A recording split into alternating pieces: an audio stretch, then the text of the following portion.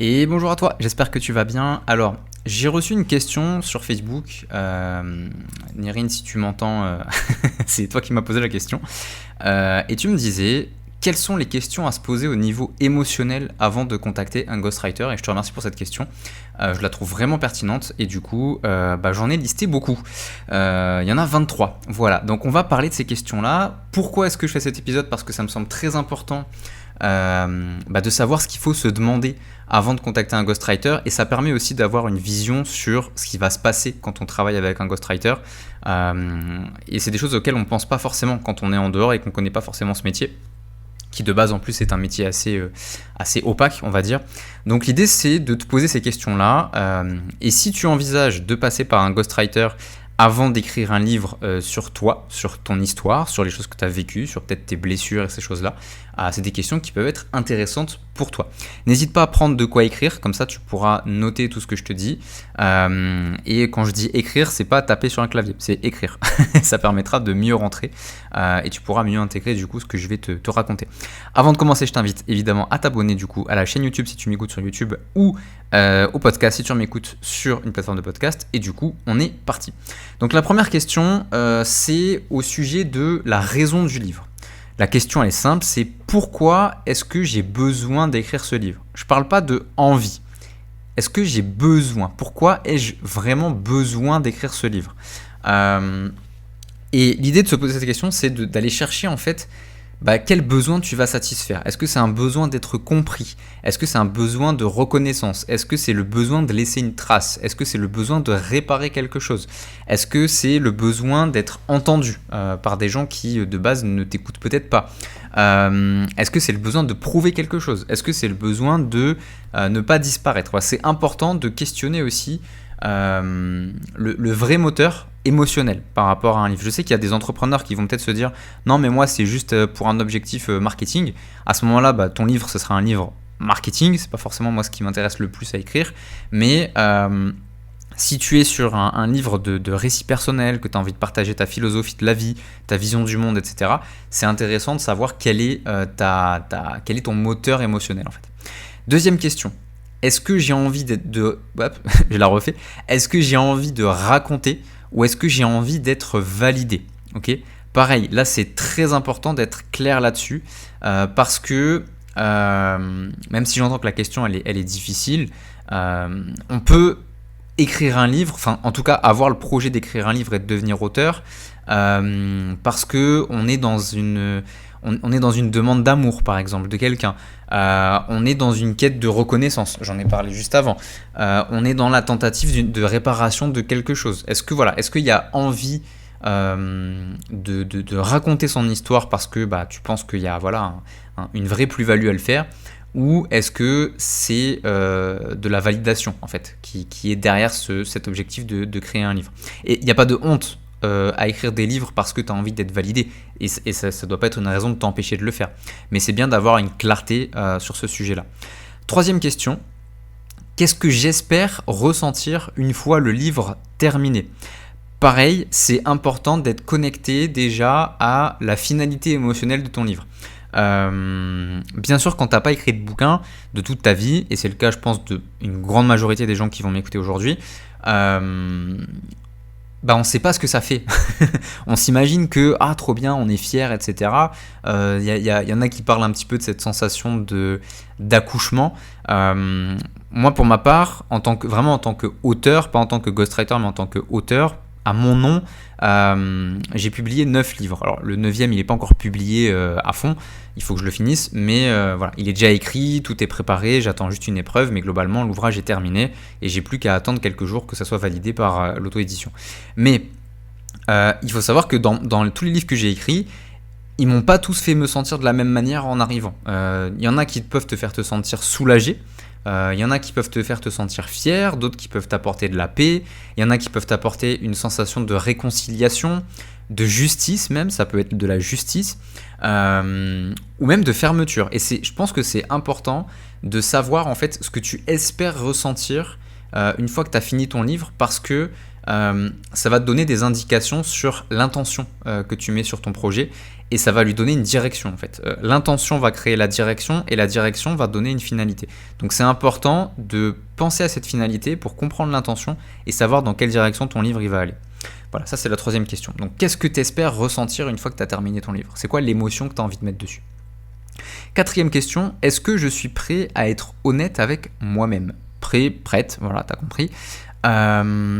Parce que au début c'est facile de dire ouais, mais moi je dis la vérité, je suis quelqu'un d'authentique, etc., etc. Mais ce qu'il faut savoir, c'est que quand tu écris un livre, notamment avec un ghostwriter, le ghostwriter, il va être un petit peu confrontant à certains moments.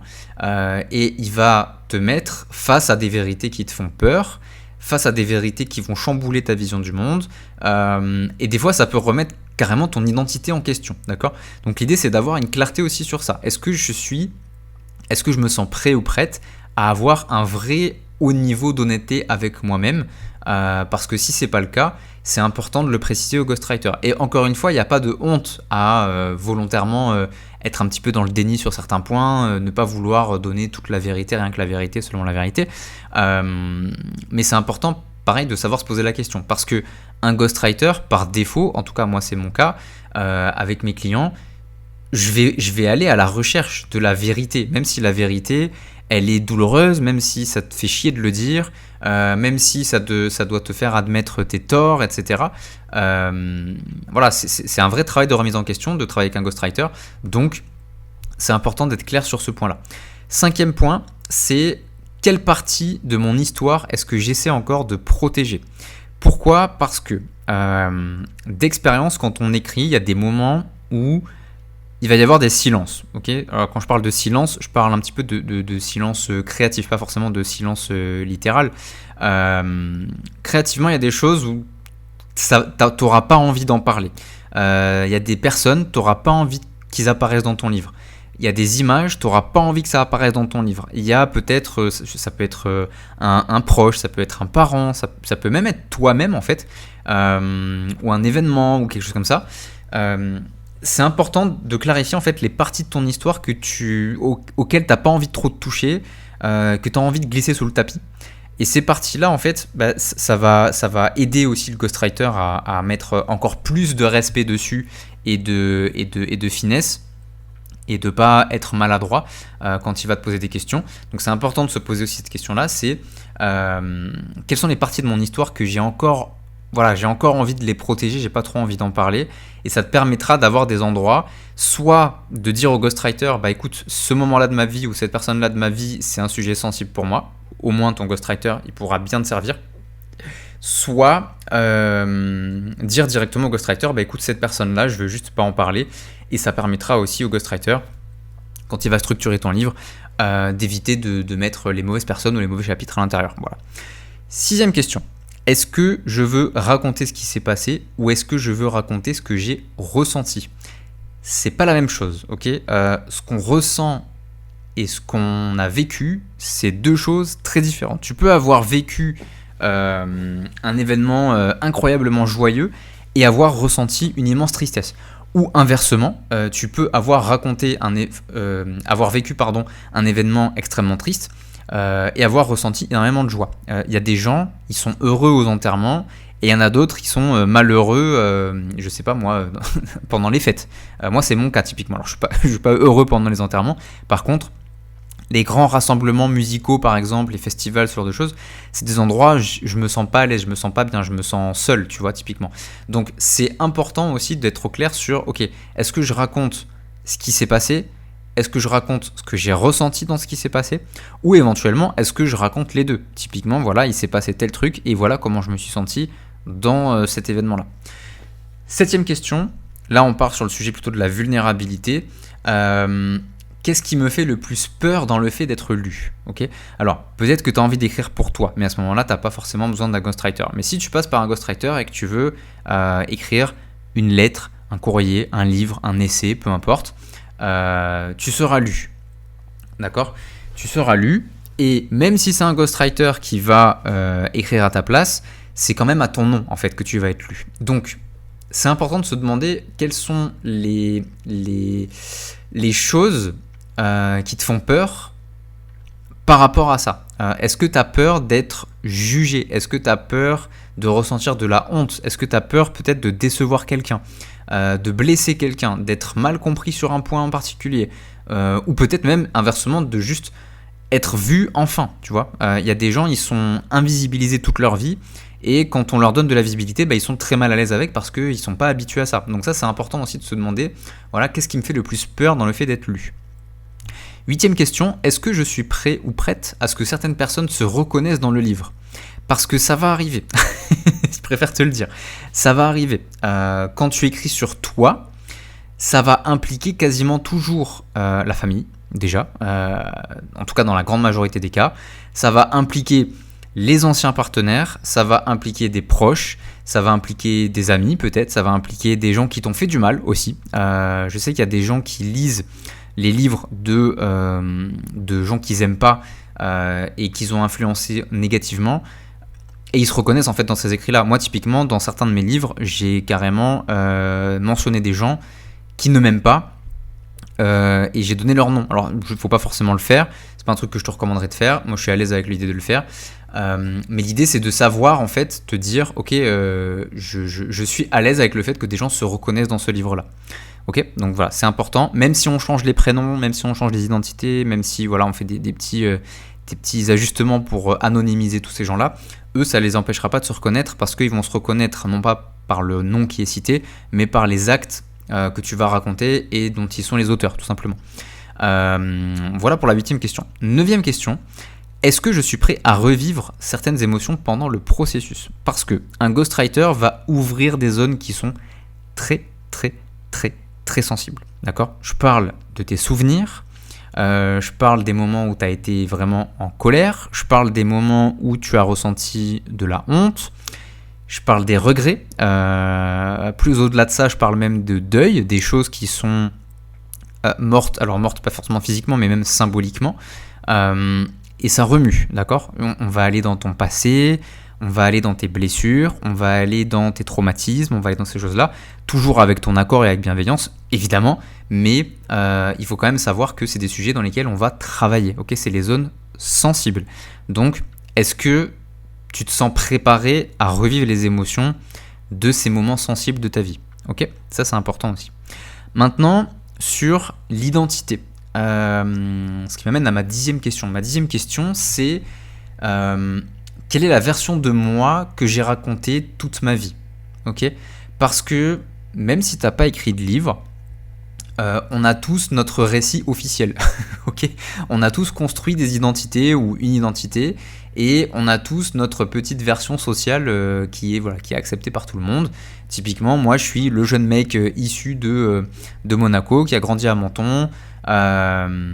J'ai vécu des ruptures amoureuses qui m'ont fait du mal, j'ai écrit au début par rapport à ça, aujourd'hui je suis très heureux, j'ai monté un business de coaching, etc. etc. Ça c'est la version officielle. Et puis il y a la version officieuse, il y a des choses que j'ai pas envie de raconter, il y a des choses que je vais pas partager sur internet, il y a des choses que je vais partager à personne, même aux gens que j'aime. Ok? Pourquoi? Parce que chacun a ses trucs à lui, et c'est normal, il n'y a aucun mal à ça. Mais c'est important de savoir aussi qu'est-ce que tu montres, et est-ce que le gap il est grand entre ce que tu montres aux gens socialement, même aux proches, et ce qui est ta vérité, ta vraie vérité à toi au fond de toi. Okay? Est-ce que le gap il est grand? Et si c'est de ta version à toi interne que tu veux parler et pas forcément la version socialement acceptable, en l'occurrence tu n'es pas en train d'écrire un bouquin business pour faire du personal branding, etc., alors c'est important de te poser la question. Okay? Donc quelle version de moi est-ce que j'ai raconté toute ma vie? 11e question. Qui serais-je sans l'histoire que je me raconte sur moi-même? Je te la répète. Qui serais-je sans l'histoire que je me raconte sur moi-même? Okay? Qu'est-ce qui reste quand je me cache pas derrière une identité ou derrière un récit? D'accord? Ça, c'est très important comme question parce que ça peut faire sortir des choses. Et il se trouve que chez des gens qui ont vécu par exemple des traumatismes, et sur les traumatismes, je t'invite à écouter mon podcast précédent qui parle de ça, il y a des gens qui sont tellement attachés à une blessure, tellement attachés à une souffrance, tellement attachés à quelque chose qu'ils ont vécu que c'est devenu littéralement leur identité. Et je te pose cette question parce qu'en fait cette question elle peut ébranler ce mécanisme-là de s'identifier à une douleur ou à une souffrance, et ça pousse les gens à revenir à ce qui reste en fait.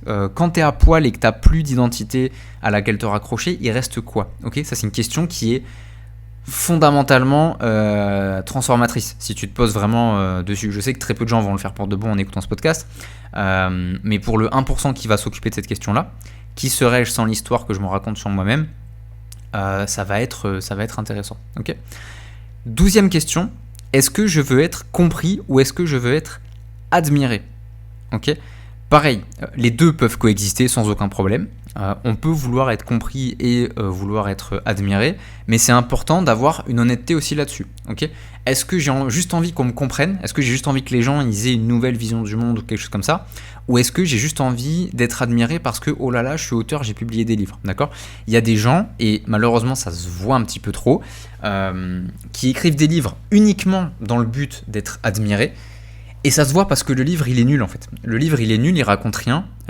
Et en fait, l'auteur en question, avec tout le respect que je peux avoir pour lui, en fait, il va juste publier quelque chose. Ce qu'il va faire, c'est qu'il va écrire un truc globalement acceptable, juste pour pouvoir tenir un livre entre ses mains et se dire, regardez, admirez-moi, je suis l'auteur d'un livre. Okay, alors que le livre, il va pas forcément avoir de fond ou de propos parce que c'était pas l'intention de base. Donc là, encore une fois, on va questionner un petit peu l'intention qui se cache derrière ton livre. Voilà, donc ça c'est important. Maintenant, quelques questions sur la relation aussi avec le ghostwriter. Parce que ça c'est un sujet, pour moi c'est particulièrement important quand tu vas... Alors je sais que je le dis à chaque fois que c'est important, mais là ça l'est particulièrement. Le ghostwriter c'est quelqu'un avec qui tu vas travailler longtemps, à qui tu vas confier des choses. Et il faut faire confiance au ghostwriter parce que tu vas probablement lui confier des choses que tu ne confierais pas à n'importe qui. Et c'est peut-être la seule personne à qui tu vas confier certains points. Donc 3 questions par rapport à ça. Première question, c'est est-ce que je suis prêt ou prête à laisser quelqu'un entrer profondément dans mon intimité? Ok, parce que ton ghostwriter, ce qu'il va voir en fait quand tu vas lui parler, c'est tout ce qui est tes contradictions, tes silences. Il va te demander pourquoi tu fais des silences à certains moments. Il va chercher dans les endroits les plus flous et il va te poser les questions qui te dérangent. Il va aller creuser dans les blessures. Pas pour te faire du mal, encore une fois, on est d'accord, c'est pas un métier de sadique, mais c'est une relation qui est très très particulière d'être avec un ghostwriter, et c'est important aussi de comprendre que son métier, c'est aussi d'aller dans ton intimité, de te poser des questions qui peuvent sembler déplacées, mais qui en vérité ne le sont pas. Donc c'est important d'être au clair sur ça en fait. Est-ce que tu es à l'aise avec cette idée-là? Est-ce que tu es prêt ou prête à laisser quelqu'un entrer dans cette intimité? Et pour ça en fait il faut aussi que tu te sentes en confiance avec la personne. Ça je vais y revenir. 14e question, ou la deuxième par rapport à la relation avec le ghostwriter, c'est est-ce que je suis prêt à entendre des questions que personne ne m'a jamais posées? Parce que encore une fois, c'est une question qui, maintenant que je la dis, me semble peut-être un petit peu bateau. Je la garde quand même parce qu'elle peut être intéressante. Mais c'est vrai que un ghostwriter va... Un des métiers cachés du ghostwriter, c'est d'être intervieweur en fait. Et la personne va te poser plein de questions. Et très souvent, tu vas tomber sur des questions auxquelles tu ne t'attendais pas et qui vont te forcer à remettre un petit peu en question probablement ta vision du monde, ta vision de ta famille, de tes proches, de tes amis, de ces choses-là, de tous les sujets dont tu vas parler en tout cas, y compris tes traumatismes et ce genre de choses. Donc voilà, important aussi d'être au clair sur le fait qu'on va te poser des questions qu'on ne t'a probablement jamais posées. Question suivante, c'est est-ce que je veux quelqu'un qui m'écoute ou est-ce que je veux quelqu'un qui me confronte? Okay. Pourquoi je dis ça? Parce qu'il y a des clients qui peuvent vouloir quelqu'un qui va apporter vraiment un positionnement de soutien, il va venir mettre de la structure dans le travail.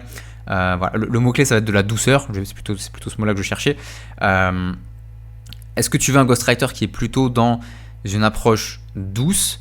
Ou est-ce que tu veux écrire un livre qui va venir te challenger en fait, qui va venir te pousser, qui va venir affronter certaines vérités que tu peux avoir en toi, qui va aller au fond des choses le plus possible. Et il y a une balance en fait. Donc, c'est pas forcément de choisir soit quelqu'un qui t'écoute, soit quelqu'un qui te confronte. On peut être très à l'écoute et très confrontant en même temps. Mais c'est de savoir aussi, je vais dire, avoir une balance, tu vois. Avoir une balance et te dire, ok, c'est quoi le bon équilibre pour moi entre la douceur et la confrontation. Est-ce que je veux quelqu'un qui est vraiment à 200% dans la confrontation et qui va me chercher vraiment, vraiment, vraiment là où ça pique, ou est-ce que je veux quelqu'un qui est plutôt dans une approche de douceur, ou alors, plus majoritairement, dans la plus grande majorité des cas, ou est-ce que je veux que la personne soit entre ces deux extrêmes. Maintenant, le après. Qu'est-ce qui va se passer émotionnellement si ce livre existe? Ok. Qu'est-ce qui va se passer émotionnellement, si ce livre existe? Vraie question, que je trouve trop bien. Donc ça, je te laisse y réfléchir. Est-ce que je suis prêt à ne plus pouvoir... j'ai inventé un mot, déraconter cette histoire. Untel, on va dire, untold, je ne sais pas comment on peut le dire en anglais, bon, je vais le faire en français, c'est déraconter. En gros, ce que je veux dire, c'est que une fois que tu as raconté l'histoire, que tu as sorti une vérité, que voilà, tu as parlé de quelqu'un ou de quelque chose que tu as vécu, il faut bien comprendre que ce que tu vas écrire, une fois que c'est publié, ça ne t'appartient plus. Okay, ton histoire cesse de t'appartenir au moment où tu as cliqué sur publier. Okay, donc c'est très important d'être au clair sur ça. Est-ce que tu es OK avec le fait que une fois que le ghostwriter t'a livré le travail et que toi tu as cliqué sur publier, c'est bon, il y a une image de toi qui est figée dans le temps, okay, pour toujours. C'est-à-dire que ton livre, si quelqu'un le lit dans 50 ans, bah, ce sera la même image que celui qui va le lire demain, tu vois. Donc c'est important aussi d'être au clair sur ça. Autre question, si personne ne lisait ton livre, est-ce que tu aurais quand même besoin de l'écrire? Okay, c'est une question que je trouve assez révélatrice. Donc pose-toi là. Okay, si personne ne lisait ce livre, est-ce que j'aurais quand même besoin de l'écrire? Autre question, qu'est-ce que je n'ai jamais réussi à dire à voix haute? Ça, c'est une question qui va faire émerger les grandes lignes de ton livre, okay, les grands sujets de ton livre. Parce que les choses qu'on n'arrive pas à dire à voix haute, c'est des choses qui sont profondément ancrées en nous, généralement, qui sont encore émotionnellement vives. Ça peut être des blessures, ça peut être aussi des beaux souvenirs, mais généralement, c'est des blessures. Et si tu n'arrives pas à les dire à voix haute, c'est probablement que tu n'as pas encore fait peut-être la paix ou le deuil, j'ai pas exactement le bon mot, mais tu n'as pas encore fait un câlin à ça, en fait. Tu vois, voilà, j'aime bien le dire comme ça. Tu n'as pas encore fait un câlin, tu n'as pas encore fait la paix à cette partie de toi. Et c'est important de te questionner sur ces choses-là, en fait. Quelles sont les choses que tu n'as jamais réussi à dire à voix haute, et du coup, par extension, est-ce que ces choses-là méritent un livre? Est-ce qu'elles méritent que tu écrives dessus? Est-ce qu'elles méritent ton attention? Est-ce qu'elles méritent qu'on mette de l'amour dessus aussi? 20e question, quelle douleur est-ce que j'ai transformée en personnalité? Quelle douleur est-ce que tu as transformée en personnalité? Pourquoi? Parce que il y a plein de gens, ça je l'ai un petit peu dit aussi en début d'épisode, il y a plein de gens qui se sont littéralement identifiés à une douleur. Et je pose cette question parce que ça permet de faire émerger aussi, on va appeler ça un biais cognitif. Donc c'est important de savoir aussi les douleurs auxquelles tu t'es identifié et peut-être apprendre à te désidentifier de ça. Okay, je te donne un exemple, il y a beaucoup c'est quelque chose que j'ai vu assez souvent, les mamanges. Alors les mamanges, en gros, c'est des mamans qui ont perdu un enfant très jeune. Du coup, les mamanges, en fait, c'est typiquement c'est une douleur de perdre un enfant très jeune, évidemment. Et en fait, ces personnes-là, elles ne se définissent plus que comme ça. Parce que c'est une manière pour elles de vivre le deuil, etc. Après, moi, je suis ni maman et j'ai pas d'enfant, donc je peux pas me positionner, je peux pas donner d'avis là-dessus. Je suis pas légitime à le faire. Mais ce que je veux dire, c'est que c'est des personnes qui se définissent, en fait, par rapport à cette personnalité, par rapport à cette douleur, du moins, et qui se sont tellement identifiées à elles qu'elles ne vivent plus que par ce prisme-là. Donc c'est important de mettre une lumière sur ça aussi, de se dire, est-ce qu'il y a une douleur à travers laquelle je me définis? Et peut-être que si tu as une clarté sur ça, ça va te donner un sujet de livre qui va être super intéressant à faire exister. Okay, Autre question que j'avais notée, quelle partie de moi espère être vue? Ok. Est-ce que c'est l'enfant qui n'a pas su s'exprimer quand il était petit? Est-ce que c'est la femme qui n'a pas su exprimer sa féminité peut-être dans sa jeunesse, ou qui a du mal à le faire encore maintenant? Est-ce que c'est le jeune homme qui veut montrer qu'il a confiance en lui? Est-ce que c'est l'entrepreneur qui veut montrer qu'il a de la valeur? Voilà, il y a plein de manières comme ça de clarifier encore une fois ce que ton livre peut apporter. Donc c'est important de se poser la question. 22e question, qu'est-ce que j'essaie de mériter à travers ce livre? Est-ce que tu essaies de mériter quelque chose à travers ce livre? Est-ce que tu essaies d'atteindre, d'obtenir quelque chose à travers ce livre? Là aussi, c'est une question que je trouve vraiment, vraiment cool. Et dernière question, que j'aime beaucoup aussi, est-ce que je veux raconter ma vie ou est-ce que je veux reprendre possession de mon histoire? Je te la répète, parce que je l'aime beaucoup. Est-ce que je veux raconter ma vie ou est-ce que je veux reprendre possession de mon histoire? Voilà. Donc c'est des questions que je te laisse te poser. Il y en a qui vont te parler, il y en a qui vont probablement pas te parler. Même moi, quand je te l'ai dit, il y en a qui me parlent, il y en a qui me parlent moins. Et peut-être que tu l'as ressenti sur certaines. Mais je voulais quand même toutes te les partager, je vais y arriver, pour t'aider à réfléchir un petit peu.